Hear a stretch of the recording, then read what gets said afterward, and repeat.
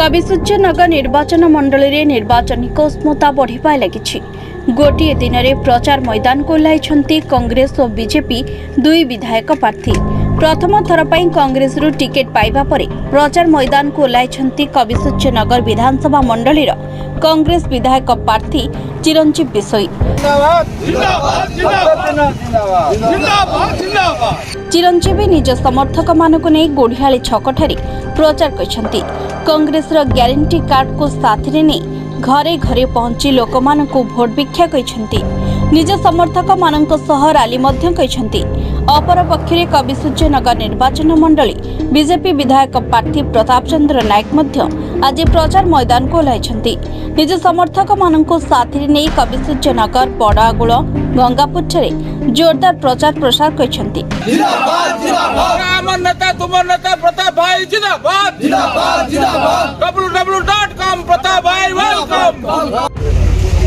जगन्नाथ परिश्रम कले ना गाँ सारा कले ना कौन कले परिश्रम कले पूरी लेट्रिन कले ये आम भूत देखिए चाउल मागे चाउल बिक्री कले जगन्नाथ देखिए मशान घरे घरे मोदी विकास वार्ता को पहुंचाइबा सह लोकमानंक पाखरे भोट भिक्षा करछन्ति। देखंतु निर्वाचन आसिले नवीन बाबूंकर गोटे पुलिस लोक ठकिबा मिछ कहवा एवं मिछ योजना आनिबा एवं निर्वाचन सरीगला पर योजना गायब करदेबा ताकू आमे आज गाँ गाँव में प्रचार प्रसार करुचु।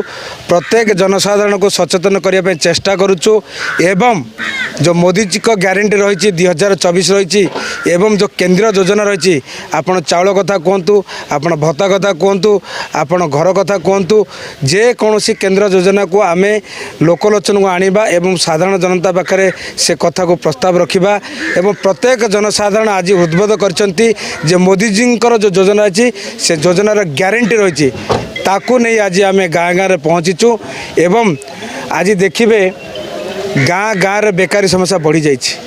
दीर्घ 25 वर्ष है ये राज्य को नवीन बाबू शासन करता सत्वे ये जिलार लोकंकर भाग्य एते बदली जाइए बाध्य होती सूरत में खटियापाई माँ पेटरू तार लेखा होची पुअरे तू जन्म हेले सूरत जीवु जदि ये राज्यर मुख्यमंत्री निज जिलार दायित्व नहीं पारना ताले राज्यर दायित्व केमिति नेबे ये एक प्रश्नवाची। तेणु आज साधारण जनता निजे विचार करचंती निजर दायित्व निजे नेबे एवं भारतीय जनता पार्टी को जितई एक सुशासन प्रतिष्ठा करेंगे एवं ओडिशा जनसाधारण जो समस्या रही तार समाधान रास्ता जदि किए करिपरिबो ता होची भारतीय जनता पार्टी से होचंती नरेंद्र मोदी जे कि आज विश्व में सर्वश्रेष्ठ होती एवं ये जनसाधारण माने मोदी जी प्रति आस्था रखिंट भरोसा रखिंट जे मोदी जदि ओडिशा रे शासन करेंगे जदि भारतीय जनता पार्टी शासन करिबो ताहाले सेमानकर जेकोसी समस्यार समाधान रास्ता भारतीय जनता पार्टी मध्य खोली पारे। लोकंको रेस्पॉन्ड की आज आम गाँ गाँव में पहुँचुचु घरे घरे पहुँचु बुढ़ा माँ बापा मैंने कहते आमको 80 वर्ष है आमको भत्ता मिलूनी गरीब माँटा कहूँ मते घर मिलनी गरीब बापाटा कहूँ मते चाउल मिलूनी ये सब समस्या जदि केंद्र सरकार भरपूर योजना दौरान भरपूर पैसा दौरान ताले नवीन बाबू आपणर समस्या कौटी आपण चाहूना गरीब माँटा गरीब बापाटा तार आर्थिक स्थिति बदलू से सेमिति गरीब ही थाऊ मु मिछ योजना आणुथी एवं भोट नौथी। आज किंतु यही जनसाधारण भावी सारी ये जनसाधारण सचेतन हो सारी जे नवीन बाबू को रिजेक्ट करेंगे आगामी दिन में भारतीय जनता पार्टी को शासन को आने। गोटे दिन में दुई विधायक प्रार्थी प्रचार पाई निर्वाचनी मैदान को ओह्लाइथिबा बेले निर्वाचन मंडली रे त्रिमुखी निर्वाचनिक लड़ाई जोरदार हेबो।